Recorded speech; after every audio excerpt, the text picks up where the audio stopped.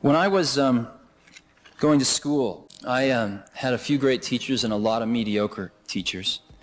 And the thing that probably kept me out of jail was books, because I could go read what Aristotle wrote or what Plato wrote, and I didn't have to have an intermediary in the way.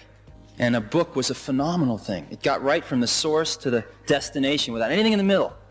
The problem was you can't ask Aristotle a question.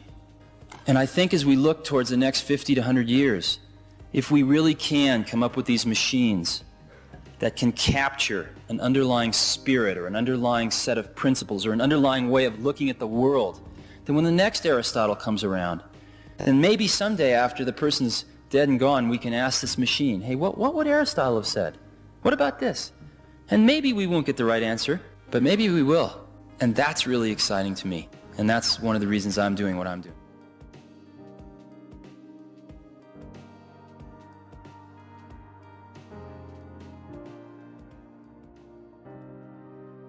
Two, one, boom. We begin with one of your most famous pronouncements. God is dead.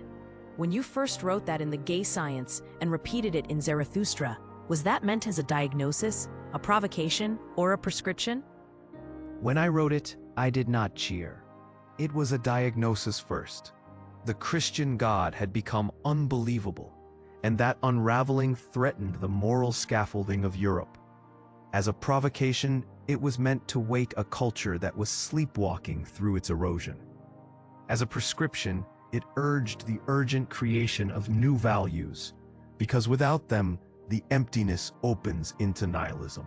Many read it as triumphalist atheism. Why press the diagnostic side? What danger were you warning against? Unbelief alone isn't the deepest danger. The real threat is that law, habit, and purpose had been built on faith. When faith falters, everything propped on it risks collapse. I wanted people to see the scale of what was at stake, so they wouldn't mistake losing belief for a harmless liberation. You went further and said, truth is dead. That sounds like a widening alarm. How does that follow? If the transcendence frameworks that lent authority to truth dissolve, then universal truth loses its foothold. It's not only religion that loses authority. Any absolute foundation for meaning weakens. That's what I meant by truth is dead, a loss of the bedrock we relied on for certainty. So this is less about celebrating atheism and more about naming a societal emergency. Exactly. The urgency wasn't triumph, but responsibility. Name the problem clearly, so people will act instead of assuming someone else will supply new anchors. You wrote this after the Enlightenment and the scientific advances. Did those shifts create this particular condition? Yes, the Enlightenment made belief optional and respect for unbelief respectable. Science and the separation of church and state pulled up the rug of unquestioned authority and removed supports around which moral life had been arranged, without a clear replacement. So with old priesthoods weakened, new authorities take their place. How does that pattern play out now? The old roles are assumed by new forces, algorithms, influencers, platform-driven celebrities. They act like digital priests of taste and behavior, shaping what people see, value, and reward. Meaning risks being outsourced to code and market forces, rather than cultivated within persons and communities. That image algorithms as priests is powerful. In your sequence of collapse, which comes first, meaning, community, or law? Meaning dissolves first because it's the most delicate. Shared ties loosen next as community fragments. Law and institutions strain last, often becoming instrumental. The sequence matters. If meaning frays first, any legal architecture will be unstable unless the spiritual and moral fabric is addressed.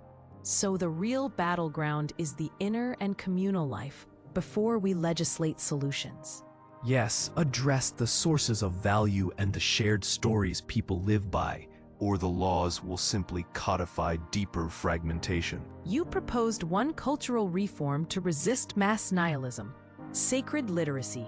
What is that in plain terms? Sacred literacy is education in the art of meaning-making. It teaches people to recognize, evaluate, and create systems of value, to see how technologies and media carry moral assumptions, and to participate consciously in shaping communal life instead of passively receiving whatever value systems popularity hands them. What would such an education teach concretely, and how might it look in a neighborhood? Concretely, it would show how algorithms shape intuition, how social media molds communal bonds, and how to distinguish authentic wisdom traditions from manufactured cultural products. Picture teenagers in a community center, feeds pulsing around them, guided by a former tech executive through exercises that reveal hidden values until conversation replaces cacophony, and people begin to deliberate about which values to cultivate. That image feels hopeful, reclaiming moral imagination. If listeners take one thing from this diagnosis and remedy, what should it be? Take on the responsibility to create values consciously. Don't rush to new idols or passively accept authorities. The death of old certainties is the opening sentence of our most important conversation. How to create meaning together, with deliberation and courage. Let's shift from cultural diagnosis to the personal side. How do we respond when meaning itself starts to feel hollow? Nihilism isn't only sorrow. It's the collapse of the scaffolding that once gave life a shared direction, leaving people adrift. It becomes passive when one waits for meaning to be returned by the world, and dangerous when resignation hardens.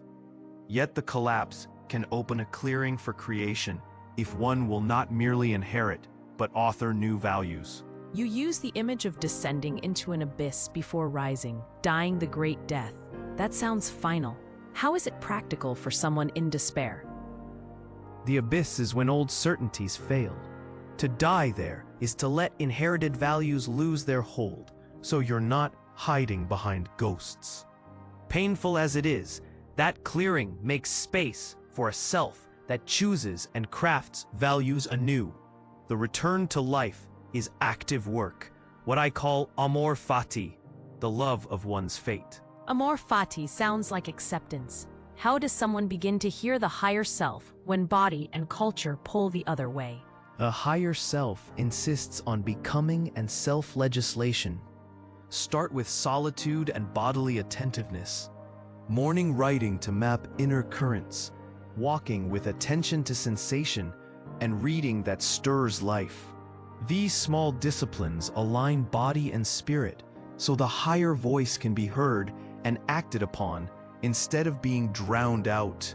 You outline a daily architecture, what your script calls Nietzschean hygiene. Can you sketch a morning routine anyone could try?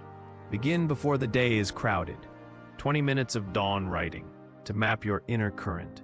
Then walk not as mere transport, but as meditation on body and world beauty.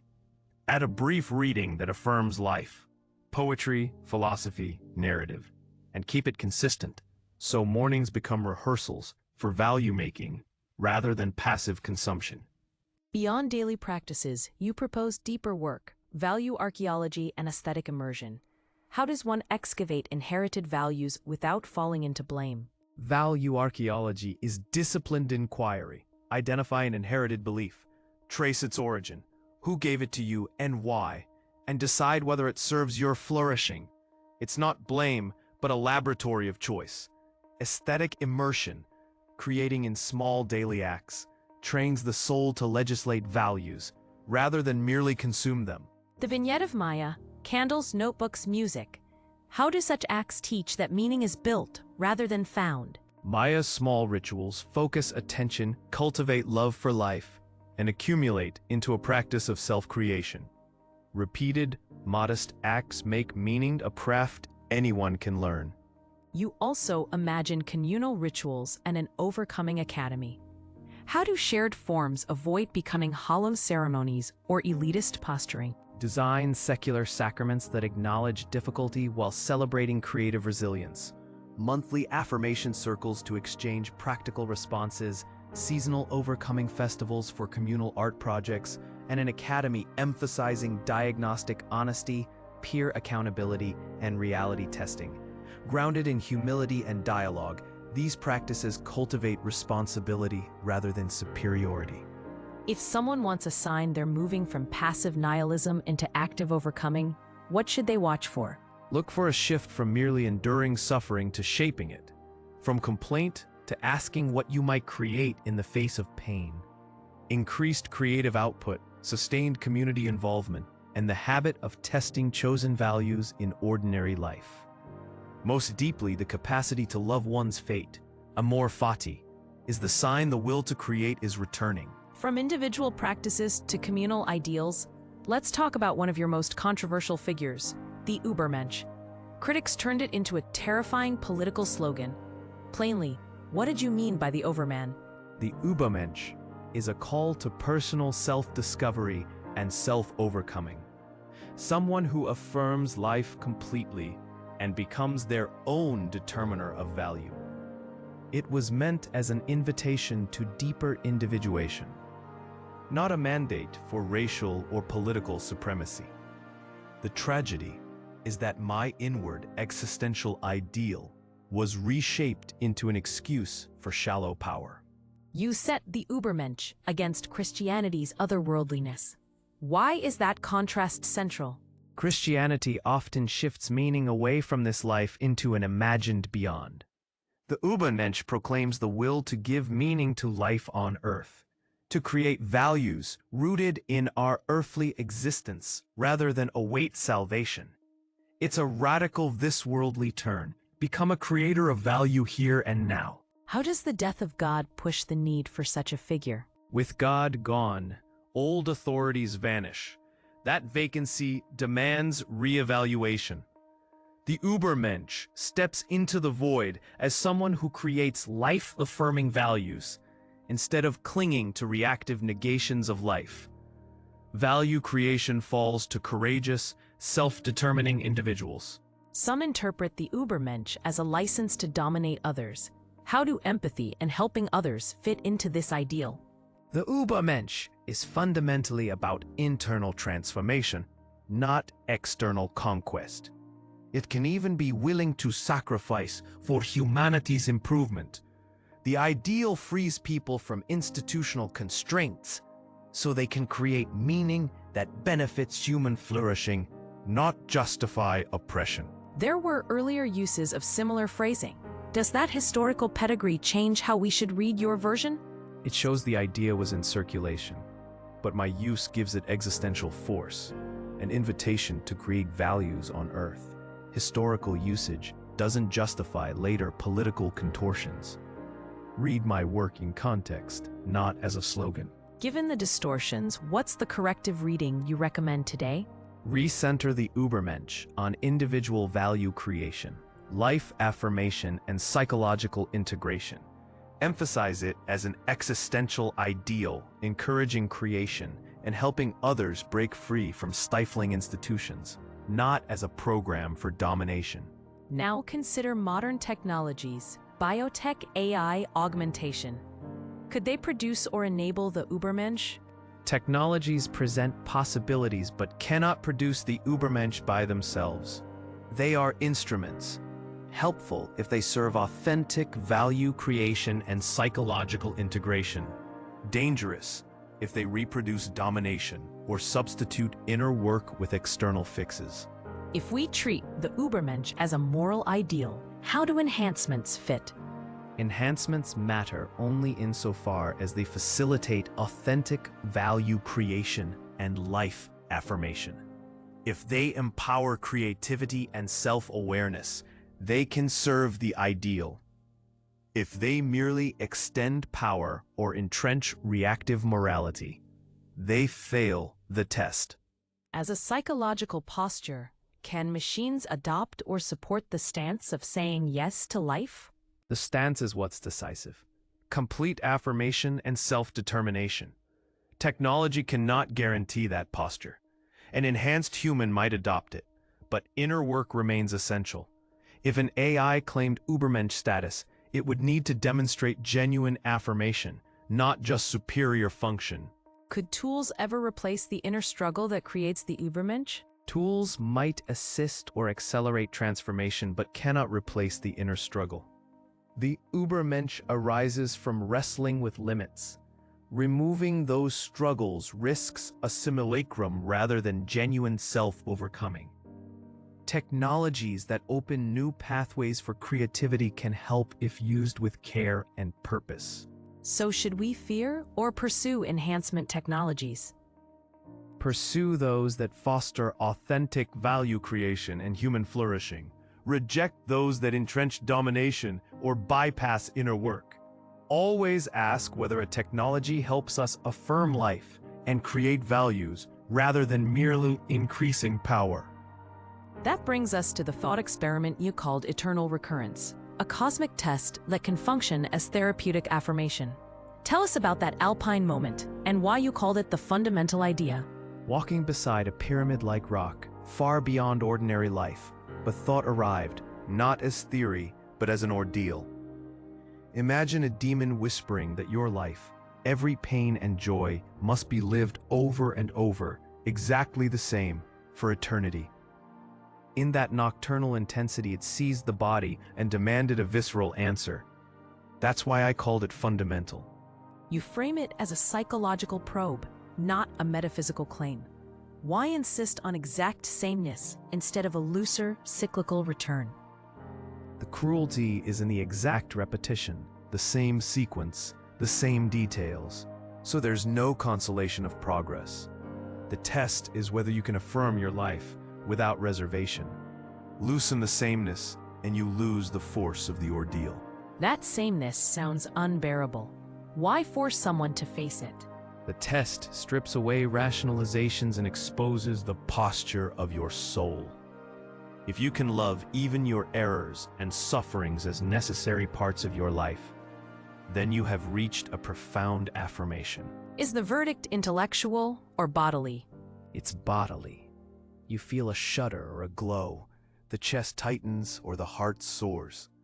That visceral reaction is the true measurement, not mere philosophical calculation. How can someone use the recurrence gently rather than be crushed by despair? Use it as a mirror for authenticity. Start small. Imagine repeating 1 hour or one conversation and see whether you'd will it unreservedly. Let that response guide what to cultivate or relinquish. The demon's cruelty is pedagogical, clarifying what needs change. You applied the idea to your own life, resigning Basil, the pursuit of Lou Andreas Salome. How do those moments illuminate the test? Leaving Basil was choosing integrity over security. Under recurrence, it reads as affirmation, because I accepted solitude and risk to become myself. The pursuit of Lou showed unruly desire and limits. The test forced me to ask whether even mistakes could be owned and affirmed as part of my becoming. Loving one's mistakes sounds demanding. How does that avoid excusing harm? Loving the stakes isn't condoning harm, but integrating events into your narrative so you stop fleeing from them. The test calls for responsibility. Embrace what you've wrought and transform regret into the ground for changed conduct. Taking the recurrence to politics, especially climate, how should leaders think differently about irreversible choices? The test shifts the frame from short-term tactics to ultimate affirmation. Leaders must imagine repeating the decision forever, down to motive and manner. If they cannot will a choice identically for eternity, it risks being a postponement rather than a life-affirming commitment. You give 3 climate archetypes: Maria the mayor, Dr. James Chen the scientist, and Senator Torres. How does the test speak to each? For Maria, the recurrence forces her to ask whether she can will relocation or expensive defenses forever rather than choose expedience. For Dr. Chen, whether silence about harmful data could be affirmed eternally. If not, silence is betrayal. For Senator Torres, whether privileging short-term gain over ecological integrity is a choice she could will forever. It cannot be if she seeks true affirmation. You propose an eternal recurrence policy test with practical steps. Can you outline it plainly? First, the infinity mirror. Spend an hour alone imagining you must repeat the decision forever. Second, the granular examination. Scrutinize every motive and character trait revealed. Third, the affirmation test. Ask if you can say unqualifiedly, "I would choose this again, identically, forever." Fourth, the successor consideration. Would you be content if every future leader made the same choice eternally? If you cannot affirm, the decision fails the test. Doesn't that risk paralysis by demanding perfection? It raises the cost of compromise, but not impossibility. The point is honesty and pushing toward decisions so fundamentally life-affirming they could be repeated without shame. It's meant to sharpen responsibility, not freeze action. As we close this long conversation, what's the final posture you hope listeners will take toward godlessness, despair, enhancement, and the return of life itself? The call is consistent across these domains. Accept responsibility for creating values consciously. Cultivate practices that transform passive nihilism into creative overcoming. Treat technologies as instruments for life affirmation rather than substitutes for inner work. And test choices by whether you could will them eternally. That's a demanding program. Practical habits, communal forms, ethical tests. It is demanding and liberating. In the death of old certainties, there's a demanding task. Make meaning that can sustain you and your community. That task asks courage, honesty, and persistent practice. If listeners remember one practical thing to start tomorrow, what would you recommend? Begin a simple morning habit, 20 minutes of writing to map your inner currents, a mindful walk, and a short reading that affirms life. Small, consistent practices create the conditions for larger value creation. Thank you for walking through all this: diagnosis, remedy, the inner work, and the public test. Thank you. The most important thing is that the conversation continues and that people take up the work of creating values rather than waiting for them to be handed down.